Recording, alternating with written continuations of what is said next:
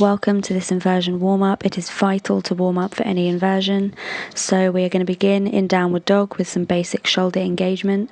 This literally involves, it's similar to drawing the shoulders towards the ears and then pushing them away from the ears. You'll see when I change position exactly what this looks like, but it's just pushing the shoulders back and forward, keeping everything else straight and engaged and as still as possible.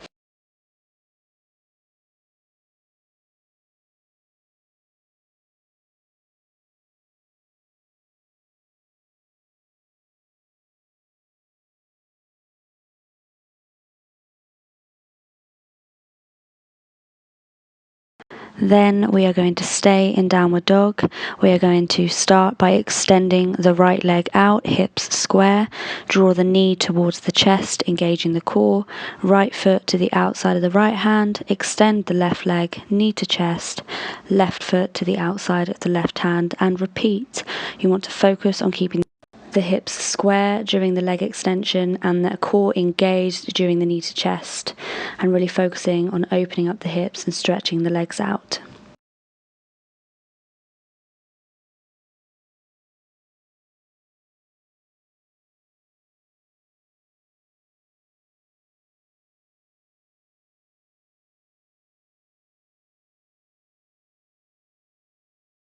Then you are going to come into a forearm plank, hands together or arms straight out, away from the shoulders. You're going to have the shoulders in line with the elbows, core engaged, glutes tight on the toes, and just rocking the shoulders until they go over and past the elbows, but not lowering down towards the hands. Really focus on engaging that core for this one and keeping a straight line from the heels to the head. Then, staying in the forearm plank, you are going to glue the knees together and you're going to walk the feet in towards the chest, keeping the tailbone pointing upwards.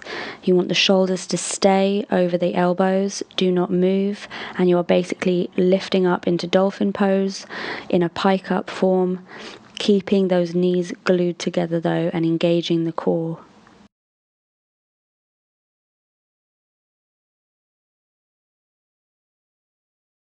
Then we're going to repeat this pike up in high plank, so shoulders stacked over the wrists, glue those knees together, and you're just going to walk the legs back down into a plank and then tailbone up towards the sky, walk the feet in.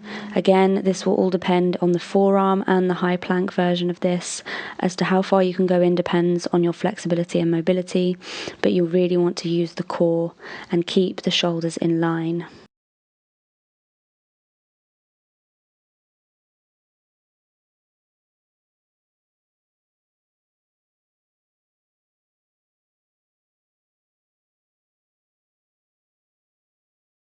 Then with the alternating surfer's lunge, the key points here is when in the surfer's lunge you want the glutes towards the heel.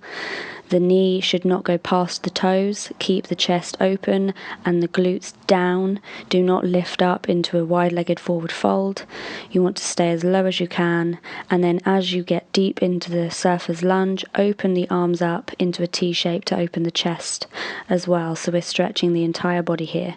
Use the core, engage the legs, and this is really just going to work everything and open everything up, especially opening that chest if you focus on creating that T shape as you come down.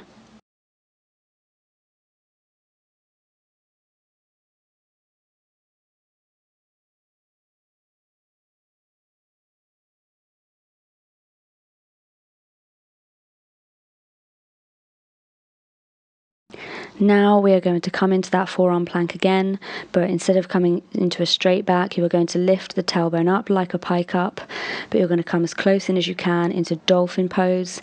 Shoulders stacked over the elbows, tailbone up, and then slowly and gently lower the knees just to above the ground, engaging the core and then lifting that tailbone back up towards the sky through the core until the legs are straight again. You may have the starting position here as bent legs anyway, but it's the focus. Then we're going to stay in that forearm.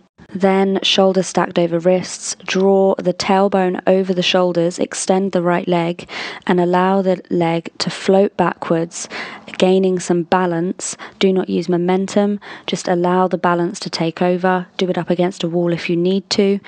So don't hop into this. It may look like it, but all you're doing is allowing the float to happen and balance to be gained.